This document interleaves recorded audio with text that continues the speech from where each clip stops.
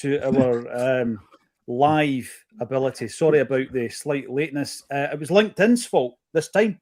LinkedIn delayed us going live, but we are live on all the other platforms. I'm Paul John Dykes. This is a Celtic State of Mind. That's Quinny. And underneath us, we also have Acsom Rabani. It's an absolute pleasure to see you guys. And we're going to be talking about Celtic for the next 60 minutes. Please let us know in the comment section how you're feeling, because Acsom just said before we went live there that I was trying to fill these guys with confidence and positivity last week. How positive and confident am I feeling now? But I'll tell you something, we'll get to the transfers, but before we do that, and I'll start with you, Quinny, the two performances between last Monday and now were completely uninspiring. Yes, we got a couple of victories, and that's what Martin O'Neill does. That's 3-3. It's 10-11. It's every domestic game since he came back second and third time we have won. But completely uninspiring. And I was just saying there to Acsom, he will squeeze every morsel of quality and ability and every result he possibly can out with his squad, but there's only so much he can wring out of it. Yeah, I think last night really was the proof of the pudding on that way, because I think coming into the game, when you see 10 changes, you're kind of, the most interesting thing for like us, or for me anyway, is, you know, seeing how the second string does, like, and just seeing exactly where they level up, you know, in comparison to the first team. Obviously, I guess talking like Talbot, there's a bit of an asterisk that goes against rating people, I think, because of just the occasion.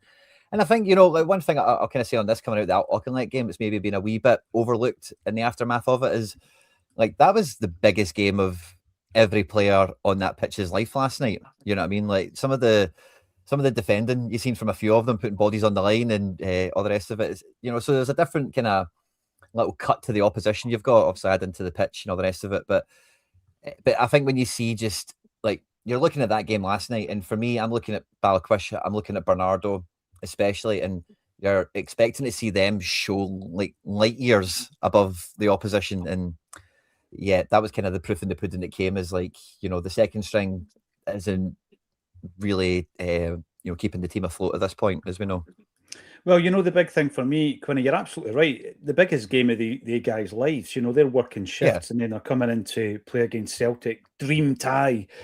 But I look at players like those you've mentioned, and there's others who are going to come under a microscope today, I think. And I think, well, you should be approaching it. Balikwisha, you should be approaching it like the biggest game of your life, son. He's just come back for the African Cup of Nations. He's an international footballer who cost us over 5 million quid. And he doesn't even look as though he's all that bothered, prancing about that park. Might run into space, might not, ball bouncing off him. I'll tell you something, Acsom, we don't spend £5 million on a single player all that often, if you think about it. When Martin O'Neill comes in 2000, I think, and correct me if I'm wrong in the comments, I think we'd spent it twice. I think the two players we had that kind of spend on were Eyal Berkovic, doing this from memory, and Raphael Scheidt. I think that was the only two players that we had that outlay. Martin O'Neill kind of changed that dial. He moved the dial. Chris Sutton, obviously, Neil Lennon and John Hartson. And, you know, we had that massive outlay on players. There was also a few just under the £5 million mark. Tomo, I think, was 4.5. You know, Valharan is maybe 4 million quid. But we don't do it that often. And then from there, when was the next time we had that outlay on a player? You're probably looking at, you know, Edouard, Julien. Was there any between O'Neill and that? Probably not. You know? No, Venegoor was about 3.5, 4, I'm sure, under Strachan. I can't think of any other big ones after that. And not to mention with Balikwisha, we were chasing him for over a year. Yeah. Apparently, the strange thing with him is he actually, you know, when he left Antwerp, a lot of their fans were, you know, sad to see him leave. So, you know, usually that's a sign that you think, okay, he must be half decent, but we've seen absolutely nothing from him. And then yesterday, he's got a chance to play in a more central position. So you're thinking maybe that's where we'll see the best out of him. Anil said that he's been waiting for his chance, and then to put in that kind of performance, honestly, like, I don't think it surprises any of us. I seen the 10 changes yesterday, and the game kind of went exactly how I expected it to go. You know, the first team, as it is at the moment, isn't very good. We've seen that at Falkirk a few nights earlier. So these are the backups, the guys that haven't been able to get a game in front of them. So it was hardly a surprise that they put in an even more abject performance. Just really uninspiring. You're zoning out watching that at times. You know, you're just like, what are we watching here? And then Martin O'Neill, obviously, after the game, said as much as well. But yeah, just really, really disappointing. In the end, obviously, we're through, but there's not a single positive you can take from the game. Yeah, we're through. We faced Dundee. I'm actually going to go back a few weeks, Quinny. And obviously, we will sprinkle this with positivity this week. But we are talking about a couple of really poor performances. And I said a few weeks back, see, when Nancy was in charge, I was looking at this fixture. I wasn't looking forward to it. And I'm telling you, you add the element of them playing at their home park, no rugby park, and we'd have been in trouble because we were rank rotten last night. But as I say, Martin O'Neill is squeezing as much as he possibly can. He's winning games. He would have continued to win games, I believe, Quinny, had he not left and allowed Nancy to come in for those 33 days. I think he would have continued, maybe not won all the games, but we would have still been probably neck and neck at the top of the league. I think we'd have won the cup. We would not have been in this kind of situation. We would have still been looking for signings, of course. And that, I think, is part of the process. O'Neill had to leave for Tisdale to leave and for obviously that to unravel. And Martin O'Neill comes back into the building on the 5th of January, Quinny, and it's beyond belief that this football club, who are telling us that they're world class in everything that they do, they're telling us that they want to produce Champions League footballers. Incredibly, the recruitment started on the 5th of January. So the legacy move, the only legacy move, was Julian Araujo. And I think, he's looked pretty good. He has looked like a decent, solid signing, albeit short term. But and this is ridiculous, this should never happen at a club the size of Celtic with our aspirations. Our recruitment started on the 5th of January, Quinny. And that's the reason why on the 19th, 2 weeks later, we're also, because it was a Monday, wasn't it? Mondays are a day of sackings and appointments. It was a Monday and he comes in. That was day one. That was ground zero for recruitment at this football club, the 5th of January. That's ridiculous, Quinny, isn't it? It is. And, there's always these types of changing of the guard moments when you see this happen in other clubs, when like the director of football or the transfer guru, whoever's meant to be running it at the club, whenever, those relationships break down, you tend to see. So what you do tend to see with a lot of these situations is that the club will have, because like Tisdale is one employee, he's one man. There should still be other scouts and other people of different levels of seniority and the kind of in the department, as it were, that will still be in the building.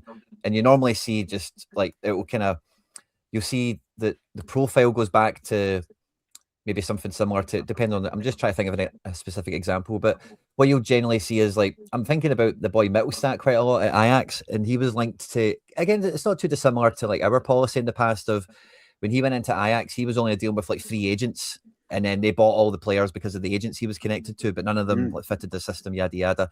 And then as soon as he left, they then just started buying the sort of guys Ajax normally buy, if you get me. So it's really weird that with Tisdale just leaving us, we don't have any other, people in the engine room still at the pump, that have already been scouting people, we've already put eyes on them, we're already in the consideration anyway. You can just pick up and run with, because it seems like there's, like you say, it starts on the 5th of January. It seems like there's none of that. No, and after the game, Acsom, and I've seen a few people, and this is frustration, I think, coming out. People are saying, Martin O'Neill, you can't be joking about this. This is no joke. How else is Martin O'Neill going to deal with this? Because let's be honest, right? He's been thrown to the wolves here. Acsom, I think on the park, he is, as I said before, he's squeezing as much as he possibly can. I don't think Rodgers would get this out of the team. Nancy certainly couldn't get it out of this team. But O'Neill is doing that. I mean, he's asked the question.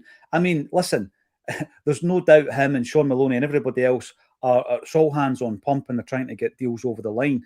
But he said last week, and I'm holding on to this with my fingernails, Acsom, this is my moment of confidence and positivity. He said last week we'll get some players, plural, so I'm thinking 2 this week. And we've got to, let's be honest, Acsom, we've got to get at least 2 in this week, don't we? Yeah, when you heard him yesterday, I think with Colin walking after the game, he said before the end of the season, tongue in cheek. But you know what? It's that realistic that you can't even laugh about it, because honestly, I think, like they said earlier, at the end of last week's show, you kind of persuaded me. I don't know about yourself, Quinny, but I was suddenly feeling a bit more optimistic that surely, by the time we come on again this Monday, we'll have somebody in. But here we are again. O'Neill's done an incredible job. If you actually look at his 2 spells now, I think he's only lost 2 goals domestically, both penalties. One to Rangers and then one to Hibs. Every other game he's had a clean sheet domestically.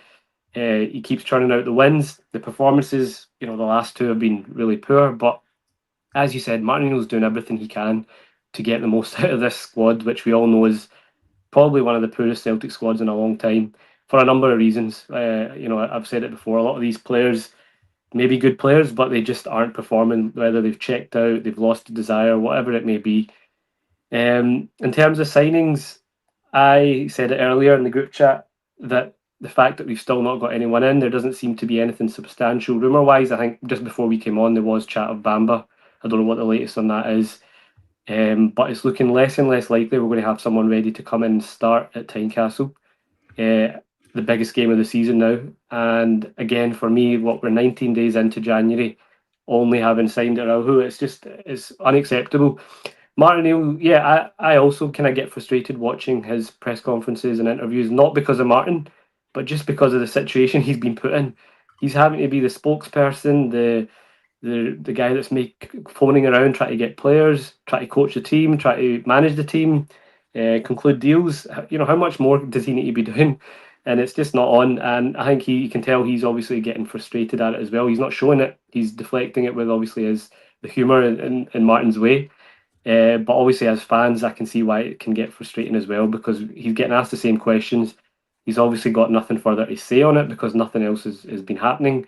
And it's just a bit of a shambles all round. It really is. And the thing is, I think you've got to strike a balance with the comms, right? So on the one side of the coin, you've got Celtic, who basically just bring the shutters down, Quinny. Don't speak. And this is something they do with regards to the manager. The manager's thrown out there. No one else speaks. They did it with Neil Lennon during COVID. They've done it this season with Brendan Rodgers, constantly throwing him to the wolves, when in the background you've got all the chaos happening, but nobody speaking about it. Nancy, I don't think, regardless of how poor I thought he was as a manager, I don't think we did him any favours in relation to the way that he was not unveiled. I suggested to the Celtic PR/media guys, Quinny, leading up to the new manager being announced, I suggested that it was a great time, a fantastic time to actually get all the fan media in a room. Now, we don't represent all Celtic fans, nobody claims to, but to get all those people in a room. By the way, there are now, I would say, in excess of 50 different platforms, be that from blogs to vlogs to YouTube channels. Get them all in the room, welcome the new gaffer, have the CEO sitting like we did with Ange. Remember when Ange was unveiled with Don Mackay? They did a fan event, they went up the stairs and they did the press event. And at that point, then, at least you're going to have a connection of sorts. But you would also have the opportunity to have the CEO talk about plans for January, constantly asking Martin O'Neill. It gets to the point where it's almost damaging. He can't even be bothered answering the question, Quinny. But I think that comes down to the root of the issue, which is comms, communications, where the club had an opportunity to get everybody in a room and talk about it and get the CEO actually on record, and they're just not comfortable doing it. No, they're definitely not. I think at the end of this transfer window, I would be very much expecting to get one of these other Celtic TV interviews, whether it be with Nicholson or who's the interim chairman, Brian Wilson, is it, or something. But I would expect some sort of post-mortem at the end of January, whether that be for better or for worse. And because again, like Celtic, what they're always missing with this stuff is that they're beholden to the fans, but the fans aren't exact. It's not. It's a football team. I was listening to a lot of stuff about Crystal Palace earlier this morning, just with the whole Ollie Glasner situation. And one of the phrases that get mentioned in that is Palace spend everything that they make. So if they make 60 million in the window selling Eze, they spend 60 million replacing them. And it was just that little kind of thought that came, I was kind of sitting on thinking about Celtic, and we're not even at the position of doing that, and it's because, again, like, they feel as if like it's a company and it has to be, ran to different standards in terms of compared to football. Whereas for us as fans, like when it comes to wanting money spent and wanting improvements on the pitch, it's not to just rabble rouse and just to, find a stick to just any stick will do. This is the one we're going to use today to kick up a fuss about. It's just not been run well as a football team. And one of the big steps they can make to that is communication. Sorry, I'm a wee bit all over the place. I've got noise in the other room, and I'm not sure if you can hear all of it, so it's kind of throwing me off. But at the end of this window, like, I would wholeheartedly expect like more communication to come at the end of the window, and they don't need to always tell us like we went for this guy and we missed out, but we could get a lot more of, you know, we did approach, you know, various players. We actually lodged a bid that we, you know, tell us something, you know, so that we don't need to fill in the blanks ourselves, because again, that's what a lot of fans are doing. And it feels like we're getting a lot of it right, which is the sad part of it.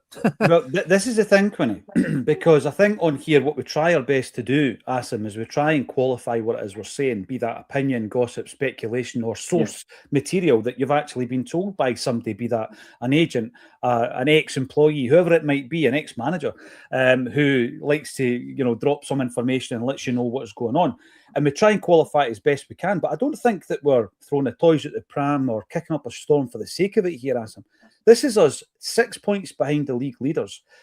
Everybody that's in this chat right now, right, and there's 2,500, will be able to tell me the name of the data analytics system that Heart and Midlothian use. Why is that? Because of communication, because of PR. They've been able to actually spread that word. We all know that they use Jamestown Analytics. Nobody knows what we use. Nobody knows. And we don't want them to know, Acsom, because it's actually embarrassing the level of incompetence that we have shown for a number of years when it comes to data analysis and data-driven recruitment. Yeah, and just to touch again further on the Martin O'Neill thing, because I know a lot of people are saying Martin should walk if he's not backed, or he should, you know, I think he's obviously been used again as like a human shield. Martin, I think, won't say anything because he feels that a sense of duty towards Desmond, and he references that quite often in terms of he gave him that opportunity back in the start of the millennium, and I think he just feels that he's not going to come out and say anything. And that it's interesting you mentioned Glasner, Quinny, because you're seeing a lot of managers down south now speak up openly when they feel that they're, you know, being not backed or false promises behind the scenes. You look at Ruben Amorim, Maresca. A lot of managers are now coming out and saying it how it is if they feel that they've been given promises or things that they've been told. And that's the thing. I'd love for Martin to come out and actually call out the hierarchy for the shambles that they are, but we know he's not going to. And that's the thing. I think we're just going to have to stomach it now and see what happens until the end of the season.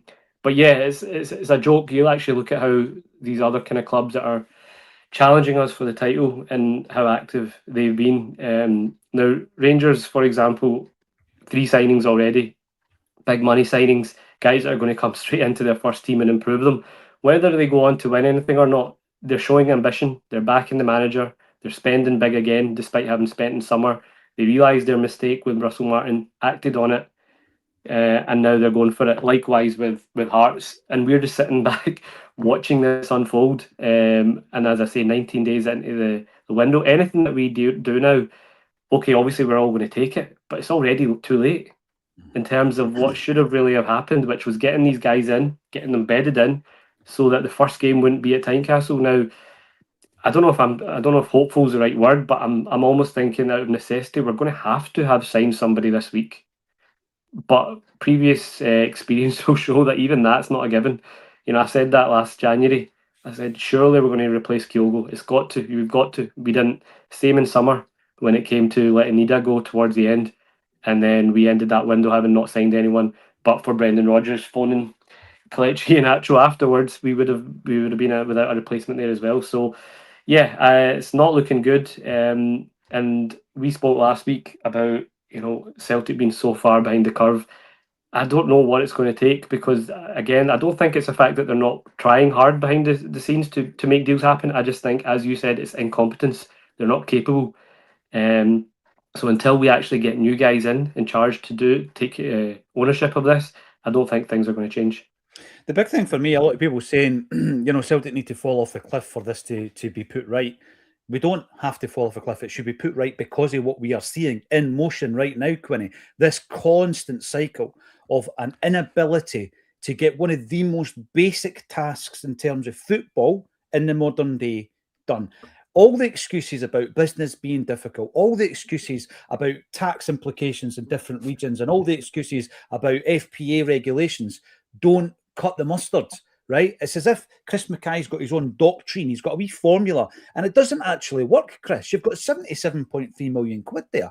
Even if you were to ring fence, Quinny, even if you were to ring fence the transfer profits and use them to reinvest in the team, because apparently every penny is reinvested in Celtic. This is what we're told. Whilst we're sitting on a pile of money that Scrooge McDuck would be proud of.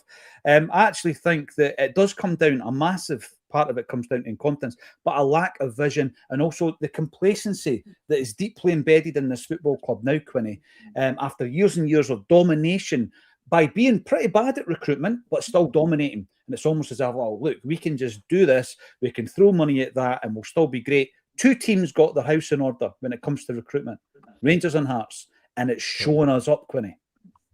Totally. If I can be a little bit semantic, I don't think the club do lack vision. I think this is exactly what their vision is, is be cheap as they can, stack the cash high. And their only upset is that we're upset. If we were all happy right now, they would just be charging on as they've been doing. There'd be no course correction. There's nothing internally that's ringing alarm bells for them. This isn't going well, other than maybe points on the board. But if we were a less demanding fan base, like they would just continue as is, I believe. So I think vision they have, but what I think they don't have is ambition. Because if you had any level of ambition, like, Tony Bloom, when he first walks in, the first thing he does is have a meeting with the Hearts fan group that have a controlling effort in the club and all the rest of it. And he says the goal is to win the league in 10 years. Now, I don't know about you, right? But see if you jump back like 6 or 7 months, what do you think is longer on the probability scale? Hearts to win the league or Celtic to make a Champions League quarter-final? You'd probably put them in the same realms of unlikely. But our club is so scared to even say we want to try and achieve something. We're just really the vision we have is what we've got. We're really happy with that. I mean, you don't have that ambition. These incompetencies or these kind of chinks in the armor that are showing up. They're not chinks in the armor. They don't get in the way of just dominating the way we have for the last 15 years. They only show up when that ambition or that. So again, it's not our own ambition here, but you're now kind of measuring it against the ambition of a Hearts and even a Rangers at this point. And yeah, that's where it's coming unraveled for me. So I think that kind of ties into your communication thing as well. As we have no idea what the club are striving for. Can you imagine trying to, again, one of the things from the group chat this morning was Jonas Wind, right? Can you imagine approaching him as Celtic right now? We want to sign you to be up front for us. Oh, brilliant, cool. So what's the plan? What are we doing? We need to win the league. Hearts are top, right? Okay, cool. Then what? Let me check my whiteboard. There's a post-it on it. My 5-year plan, yes. What's that? No, you're right. How do you even sell that? Because back in the day, the big selling points, Quinny, were as follows, right? You come in, you've got the big bright lights of Celtic Park, 60,000 every second week, European night, the Glasgow Derby, and we put you on this platform, the Champions League platform, and then you can use it as a platform to move on to a bigger European league. That was how we sold the vision, right? And then you started saying we did it with this player, and this player. That's all drying up, Quinny. Every bit of that is drying up. So what are we selling them now? Well, I was going to say on that, again, something that the board continuously underestimate in this equation is to sell that. How we're able to sell that under Martin O'Neill and even into Gordon Strachan is that at home we could beat anybody. We could beat at home on any given campaign in any given year. And how is that possible? Yes, we had a good team and a good manager and all the rest of it, but a huge part of it, and there's 1,000 quotes out there we've all seen 1,000 times over, was the atmosphere, is the fans, is the occasion that Celtic Park becomes under the floodlights midweek against anyone, And when it's one of these things where it all links together. The team's good, everyone's happy. It doesn't matter that we get a crap draw. When you're showing up to the game and you've got a ticket, you might have been pessimistic before you get out the car, but see, as soon as you're walking up and you see the lights and you feel the atmosphere, you're like, you know what, we could beat them tonight, And that's a big part of it, even when you're not trying to scale up or anything like that. But even if it's commonplace for us, the platform element is we don't want to go on the platform and get hammered. That doesn't do anyone any favors. We need to be competitive. We need to be attractive to play for. No, and this is the thing. Sorry, on you go, Acsom. I'm just going to say, yeah, it's getting harder to sell in terms of the shambles that the club is, but I still think it's given the board an excuse in terms of when we're hearing now that it's only going to be likely loans. because we don't know who the manager is going to be, our player is going to be a bit uncertain. Of course, there's an element of that, but I still think the modern day players these days, as long as you compensate them well, and as you say, you can still sell the potential to play in the Champions League, playing in front of 60,000. Celtic still is a big club out there, so I think we can still sell that dream to players, regardless of who the manager is going to be in summer, because managers come and change quite often throughout seasons now. I think players, if it's a quality player, the new manager is going to like a quality player regardless. I know Martin referenced that he doesn't maybe want to bring players in that a new manager might not like. But if the player's good enough, of course a new manager will like them as well. So I don't know about this thing that it should only be loans, or it's going to only be easy to get loans done. Of course, right now the necessity is these next few months. But again, it's such short-term thinking that you're just kicking the can down the road. Whereas if you actually had a proper system in place, or go for these kind of players that are going to be good. I think we've been linked with that for Fofana, for example. He looks like he could be someone that has got great good potential. He's having a decent season in Turkey. Those kind of players. The other one, the winger from Bal, Otelli, is that his name? Kind of, you'll know. Again, looks like the good kind of profile and pedigree of player that we should be going for. If they come out, hit the ground running, even whoever we change the manager in summer, they're going to be happy having these players here. So I don't think it needs to be short-term loan options only. But by the sounds of it, that's what we're going to get. Yeah, this is the thing, Acsom. I mean, see the names you've mentioned there, they are going to add quality to our starting 11. Absolutely no question, right? But what frustrates the life out of me is when you hear that Chris Mackay is feverishly trying to reduce the wage bill at Celtic. It's only high because of your own incompetence when it comes to recruitment, because it's a cycle, right? So see all these guys that came in Brendan Rodgers' first window, they should now be primed to move on. That's the cycle. How many of them are primed to move on? Only one of them has been a relative success, and it's Yang.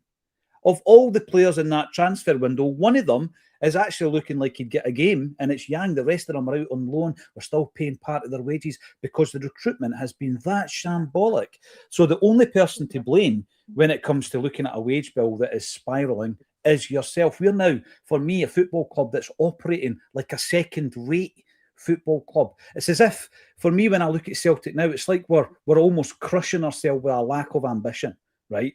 And we're always miserable about our status in a provincial European league, because we never use that as a selling point, do we? We never say, all right, come and play in Scotland. We've got to have other different selling points other than that. Yet we're unwilling to actually seize the opportunity to be a European contender, as it looked as though we might have been able to last season. And I think at the moment, and this is a big talking point this week, it's all underscored by a fan base, for me, who are completely out of kilter when it comes to that lack of ambition, Quinny. You're talking about ambition. Celtic fans have got ambition. I'll tell you what my ambition is, to maximise our potential, and we're not doing that. Yet another day goes by. What do you think happens? Because I've been seeing on social media quite a bit, and I think the collective are saying this themselves. They're sick of this ping pong. There's a statement, nothing. There's a statement, nothing. You're constantly asking for some kind of validation from the club, and all they're giving you is silence. What do you think happens in terms of that? Because I'm hearing a lot of people now saying there's only one thing these guys understand, and it's money. It's boycotts. But they've already been doing this in terms of the merchandise. I heard the figure in terms of what they were expecting. There was a shortfall of £5 million over the 3 months, November, December, January. £5 million, more than £1 million shortfall a month due to not another penny campaign. So it does sting them in the pockets. We'll get blamed about that in a year's time, Quinny, when we can't buy players this time next year. It's because you never spent money last Christmas. So we're in a situation. What happens with the fan movement now, do you think, Quinny? Because that's constantly bubbling in the background, isn't it? Yeah, I don't think it's... I tried to kind of babble about this a minute ago, but the fans are unavoidable. Without the fans, there's just nothing here. It's a football team. It's not like a FTSE 500 company or something like that, but it's about quarter-on-quarter profits and all that kind of stuff. And I don't think it goes anywhere. I think the only way the club get around it is by bringing the fans inside in some regards. Like we mentioned, who was it? Oh no, we were mentioning with Ange when he got unveiled, but there was another club I was thinking of. But in any case, there needs to be some sort of official fan communication kind of line to the club where, like, somebody in the chat, I think it was River C, said they don't even understand money, and I think there's a lot of evidence to suggest that they don't even understand money because of the amount of times they've let Champions League qualifications slip through. But surely by this point, the writing is on the wall, and there's there's nothing that can be misinterpreted with the situation. I can't imagine how you make this situation even harder for them. Surely they can only make it easier at this point, and it's so it shouldn't even be a battle, but whatever battle it is you think you're having, you've lost. You're not going to win, because it's Celtic Fans Football Club. It's not a startup company that was made in 2020 or 1998 or whenever people have come into positions in power and all the rest of it. And yeah, I think that's the only way it goes away at this point, because it's been kind of quietly rumbling for probably about 20 years. And the kind of crescendos that we've had recently, I think they've just kind of, almost like benchmarked the movement for lack of a better expression. And I don't think that's going to diminish beyond a certain point now for a very, very long time without radical change. Well, the cracks were shown, Acsom. The cracks were shown during COVID, and what happened there, I think, is that there was a get out. There was a classic get out from the board to say, but that was COVID, and we had no control over that. We didn't even deal with that as well as other less cash-rich clubs in Scotland, never mind anything else. But I think it's come back round. This could have happened in that season that Ange took over, had we not made every single move there was no margin for error back then, by the way. We got lucky with the quality of manager that we appointed at that time. I don't think Don Mackay gets the credit that he's due for that first transfer window, where when you start reading through that list of players that came in, they were complemented by the January transfer of Matt O'Reilly and Maeda and Hatate. But that first transfer window was spectacular. We've never had a window anywhere near that since. And it's almost as if we're back at that same point where, unless we pull a rabbit out the hat, we could go into a period now, 2-3 seasons, of winning no league title. No, yeah. It's been in the making. I remember it was Alan Morrison that kind of made a reference to it being like the Jenga or the tower blocks, All this kind of mask this happening in the last few seasons or while has been firstly Ange and obviously the recruitment of that season. Every single one was nailed on. They were all from the right kind of profile, age. Some might call it luck, but nearly every single signing from Ange's first season was bang on the money. And then obviously Brendan to an extent as well, just being a good manager. Those two managers have really kind of masked over the vast amount of problems that are there structurally within the club. And yeah, we're back to square one now, where in summer you need to just get lucky again in terms of a manager and then signings. So yeah, and it is a worry because I know that we've spoke about it before, but the Rangers, if they win this title, have a really good chance of automatic Champions League qualification, and then the money that comes with that, and obviously the ambitious owners they've got at the moment. We could fall years behind again if that is the case. So I don't know. I think we've seen it that embarrassment doesn't make a difference to the board or the hierarchy, because we've seen that everybody's laughing at us in terms of how shambolically we're run. Protests haven't seemed to make a difference.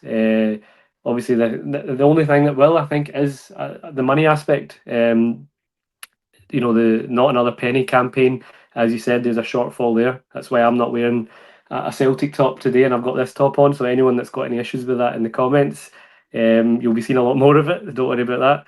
And I think it'll take something like what happened under Ronnie Dyler's first season, where there were the top tier was closed.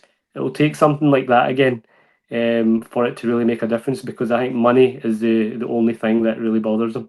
Yeah, it seems to be. I'm going to go through the performance of last night, but before I do that, let's bring in some of the comments from the incredible turnout today. 3,100 live. That's astonishing for a Monday afternoon. Thanks, everybody, for getting involved. Paddy, right in, asking about your hair at the moment. Quinny, could you fill in the listeners as to what's going on?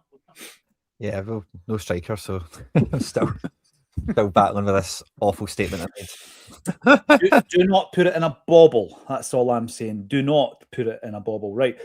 Ian Roy comes in. Great to hear from you, Ian. How did Motherwell attract Maswanisi to sign? Crazy to think we can't find any players. What was the story of that? Because he was freed, wasn't he, Quinny, from Leicester?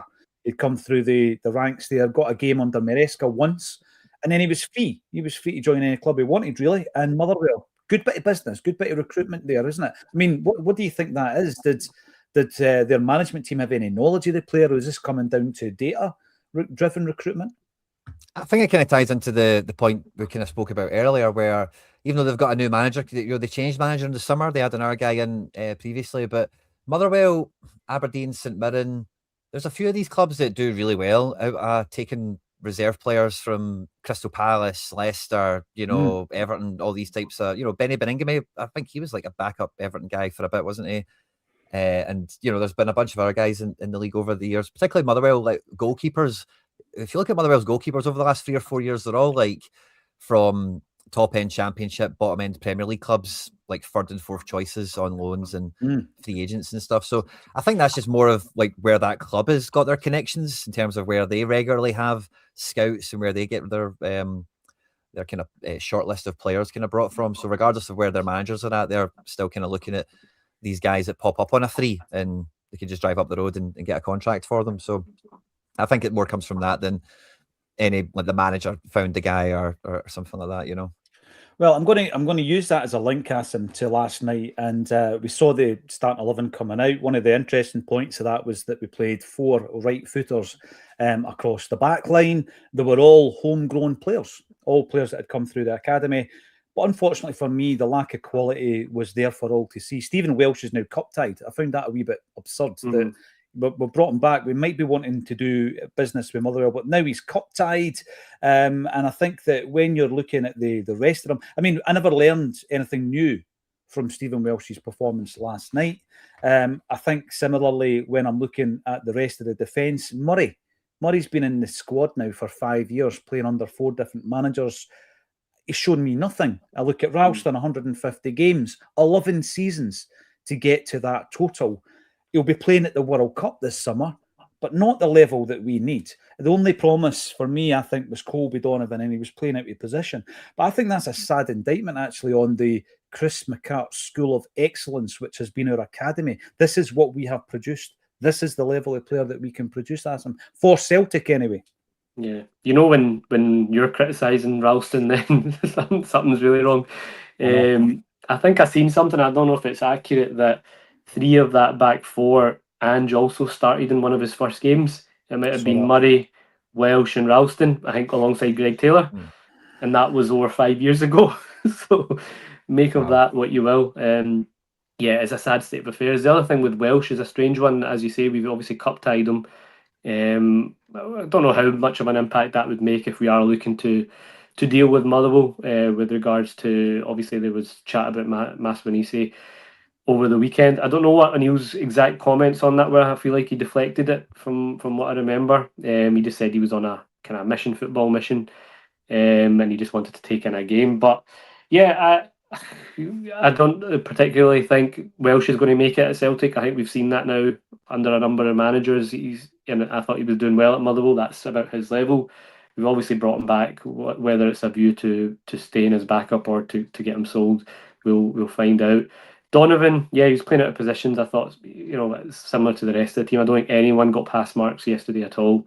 Some of his crossing wasn't the best, but again, we'll cut him slack. He was playing out of position. Ralston, for me, there was a phase a few years ago where I thought he was a very able deputy to Juranovic. Almost kind of was competing with him. That some people would argue at the time there was under Ange, he almost deserves to start at times. But I just think he's really regressed over the last wee while. And yeah, again, I don't think that's where we're at now. Like, I don't think you look at that squad. There's nobody in there that you'd really be too disappointed with if they left at all. I don't think there's anyone in that squad. Now, I've been Callum McGregor's biggest supporter for years, and I still think he's a crucial part of the club, especially given how much a lack of identity there is right now in that squad. But even his performances, there's nobody in there that inspires you. Bernardo had a chance yesterday to come in and show something. Absolutely nothing from him as well. So yeah, it's like we need a massive rebuild. This isn't just going to take the 1 or 2 signings that we want, immediately to fix this. The only reason why it could still work is because I still don't think our main 2 challenges are great. So yeah, a couple of immediate first team starters might get us over the line this season. but we're still going to need a hell of a rebuild in summer. This is my concern, and again, it comes back to recruitment. If you're signing a dozen players in a summer window, as we have done on a regular basis, but one of them is part of the first team squad, or two of them are part of the first team squad, eventually 2 or 3 seasons down the line, you are then going to get to the point of this lack of quality that we're seeing now. And I'm going to throw Sinisalo into this discussion before I come to yourself, Quinny, talking about the back five now. This is a keeper at 24 years of age who's played 102 senior games of football. That's nothing for a goalie, nothing. And he's now made 4 appearances this season. And can I take you back to a couple of them? Previously, I thought he looked really suspect last night. There was 2 occasions I'm thinking to myself, just get your job done. One of them was with the ball at his feet. One of them was when he comes out to try and punch it. I thought he was poor against Livingston, and also thought he was suspect against Partick Thistle. So 3 games out of 4 this season, he's not convincing me that he is the guy to take over from Schmeichel come the end of this season. I think Schmeichel plays for the rest of this campaign. But a new goalie, Quinny, that's something I think is a priority in the summer. He's not convincing me at all, Sinisalo. So I agree. A goalie is definitely on the agenda. It's definitely on the menu for the summer. I just want to say on the back four thing from yesterday, like all the homegrown kids. If I can be honest with you, it's like I don't mind that as the second string going on third string. You know, we should always be looking for better levels and all the rest of it. But Welsh, as we can all agree, like at Motherwell, is probably in amongst the top 5, like out with Celtic, like centre backs in the league. And if that's like your 4th choice centre back, it's not really that bad, you know, let's be honest. And I think Donovan on the left, I think he did quite well considering he was on the left. Even when we've seen Donovan on the right, he's played some great balls with his left, coming inside once or twice. Maybe it was at Red Star or somebody else, I forget.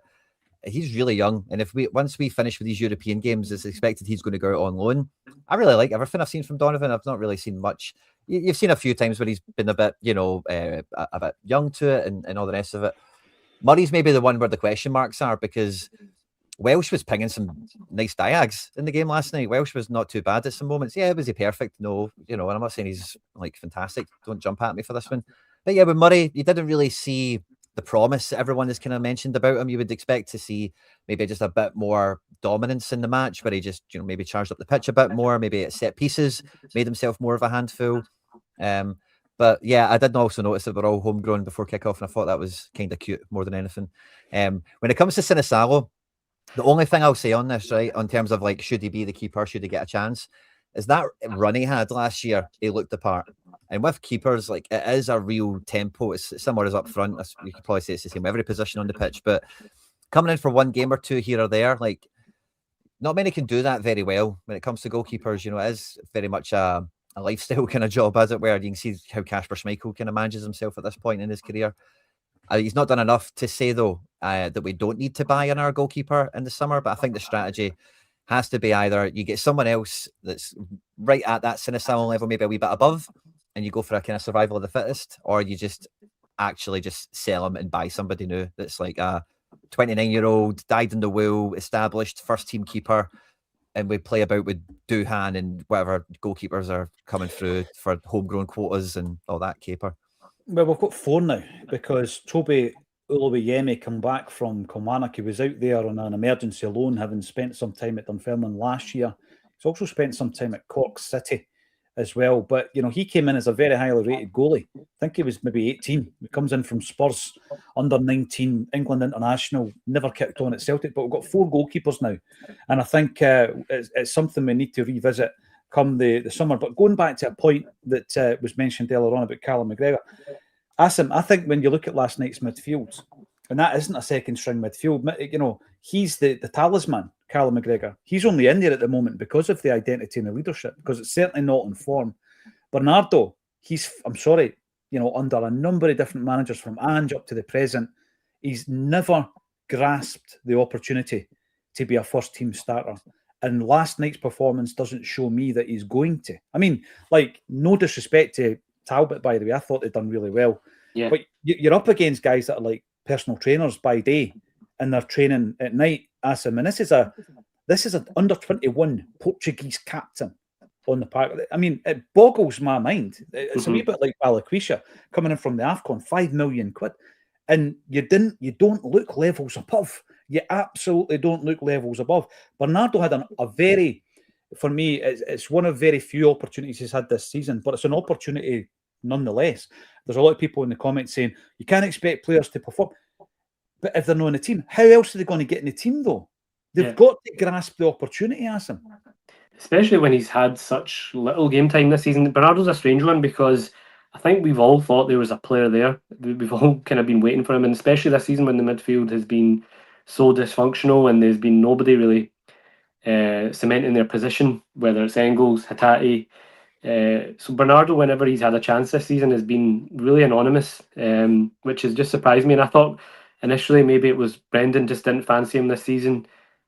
Then obviously Martin's not giving him much of a chance either. So the evidence would suggest he's just not doing enough. And yesterday, Martin said after the game that he wanted to give these guys actual competitive matches, because it's one thing watching them in training and then actually seeing them.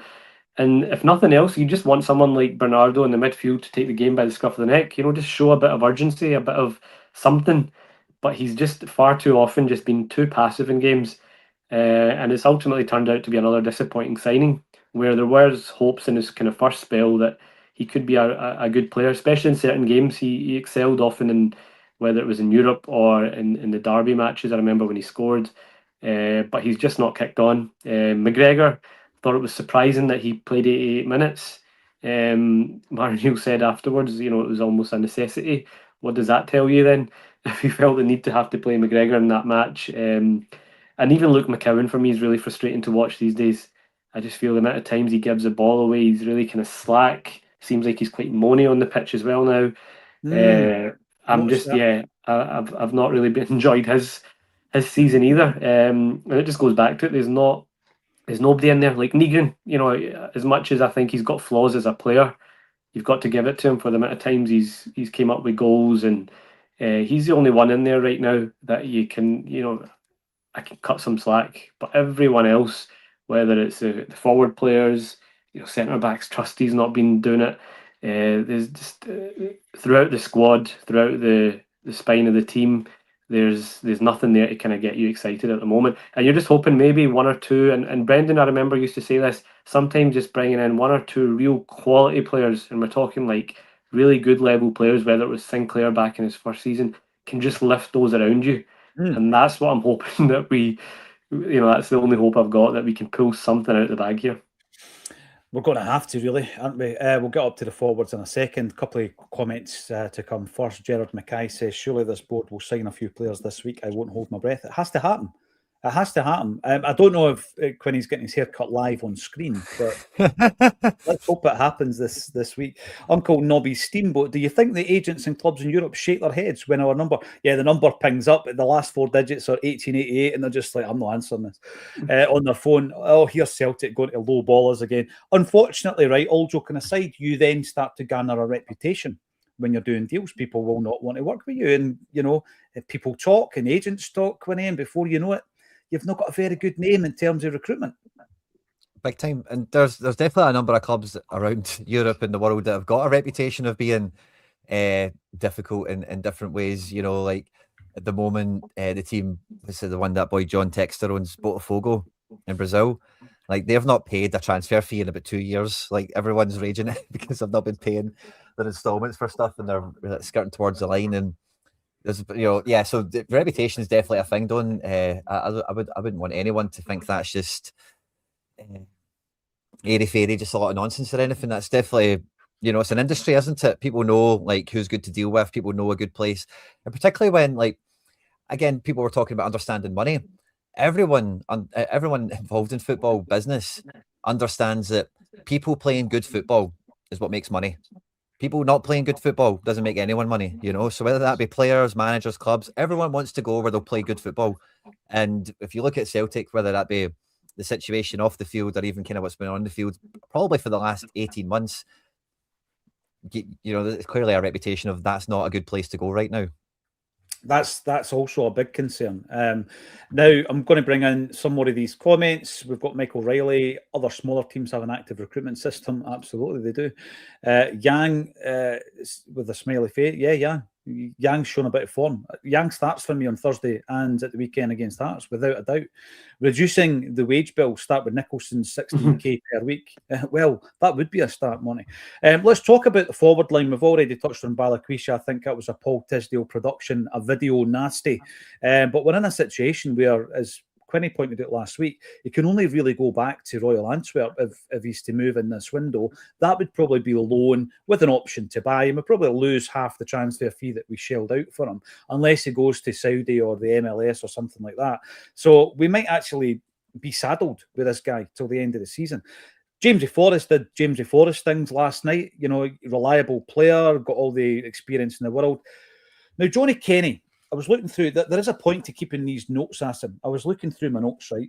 And I've got at least one chance that I felt he should have scored against Rangers. Some might say 2 or 3. I thought one absolutely should have scored.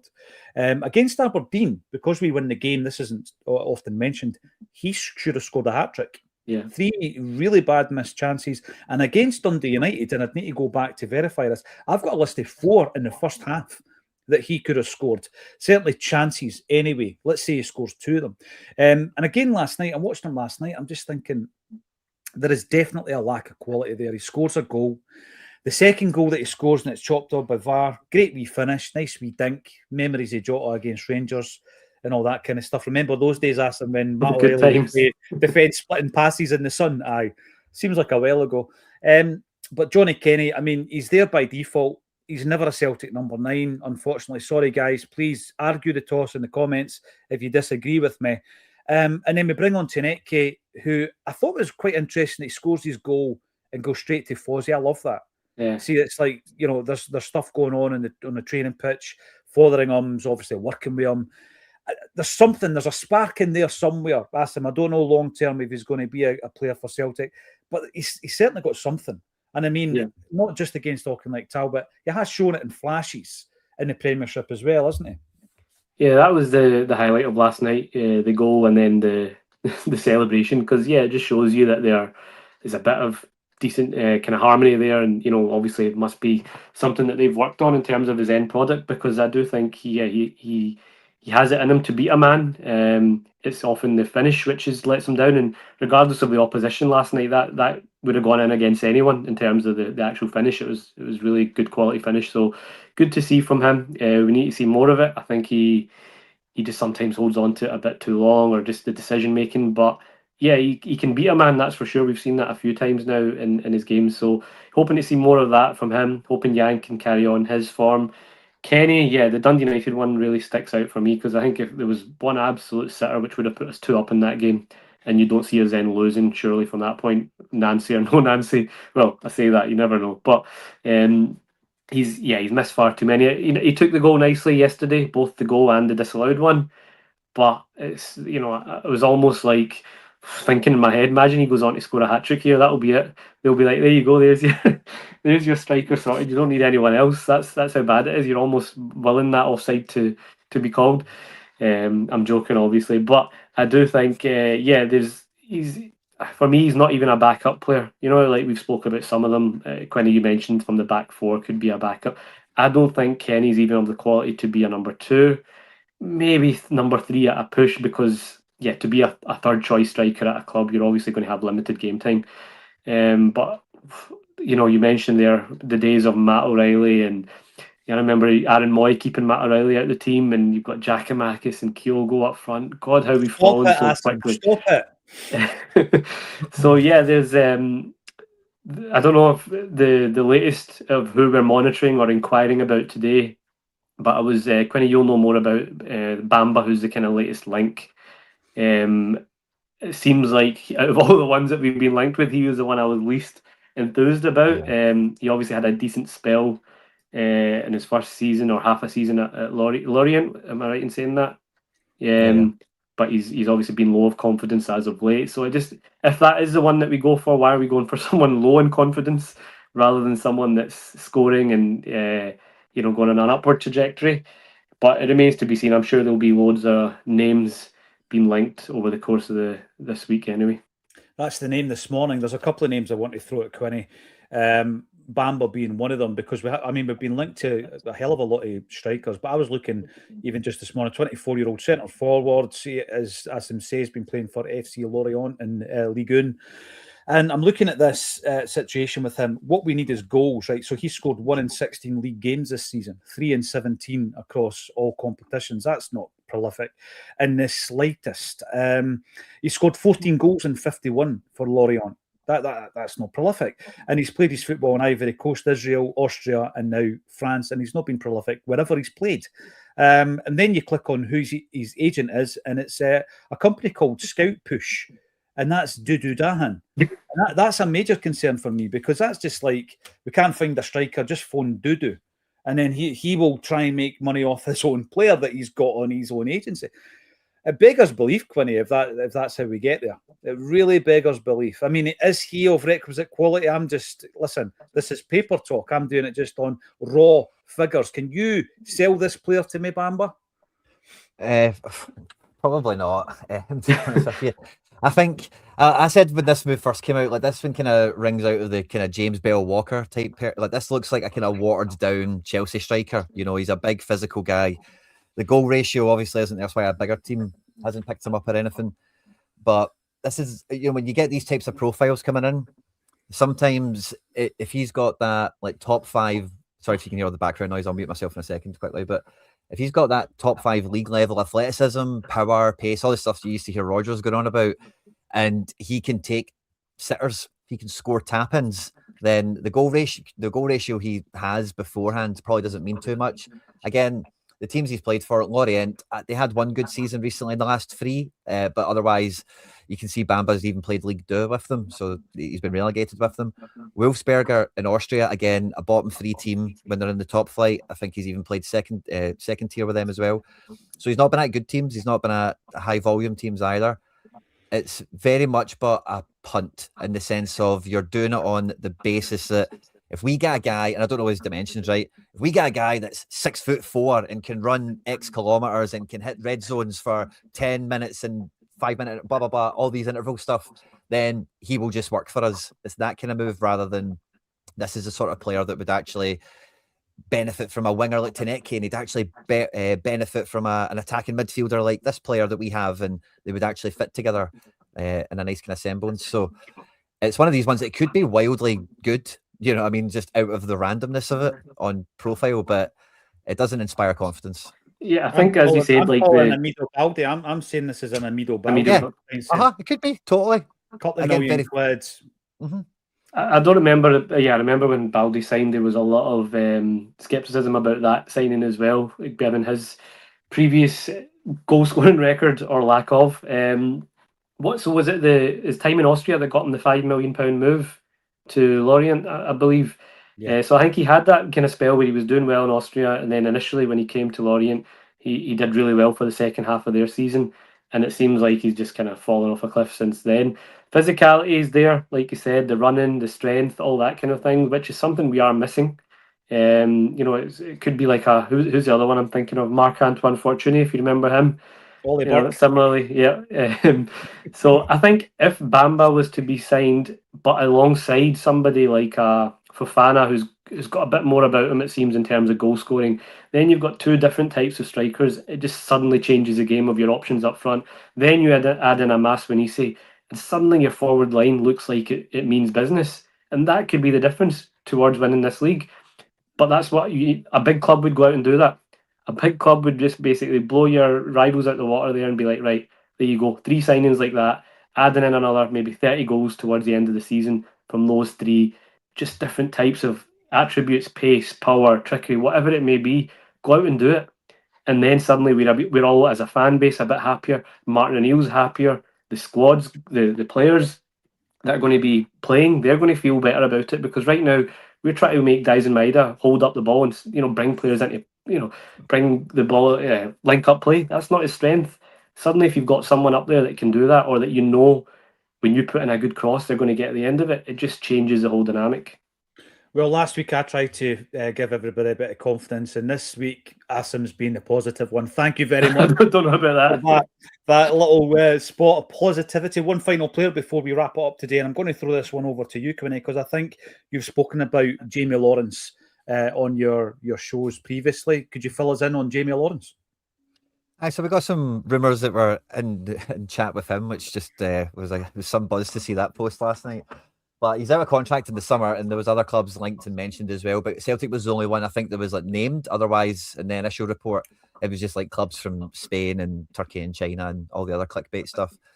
But guy's a monster, guy's a unit, and when it comes to centre backs, a lot of the conversation we've had over the last couple of years has been mainly around Carter Vickers, Scales, and Trusty as the kind of the benchmarks, the barometers.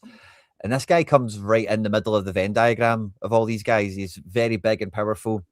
Isn't fantastic on the ball, but he's not going to be Baresi and slicing through teams and all the rest of it, but can play through lines. And the team he's been at is a very low level team as well, in the sense of being a defender for them. He's backs against the wall for the whole game. So he's a really capable defender. He's not one of these guys that's maybe good on the ball, but a bit soft at the centre.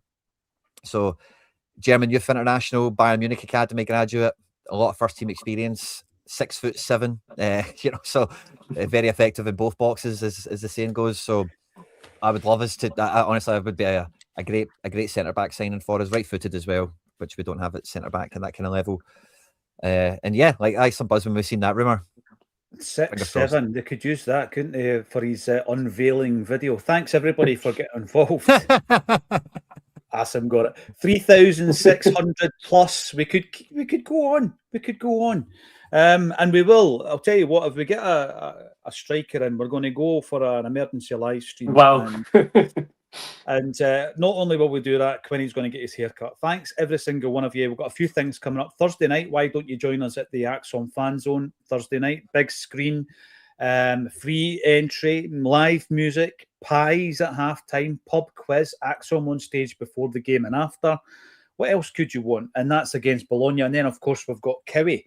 Another wee visit to Kiwi with Charlie Mulgrew, 27th of February. Ticket links are under the screen. If you want to come on Thursday, it's all free. But book your seats just to make sure you get somewhere comfy in the building. It's at Barra's Art and Design.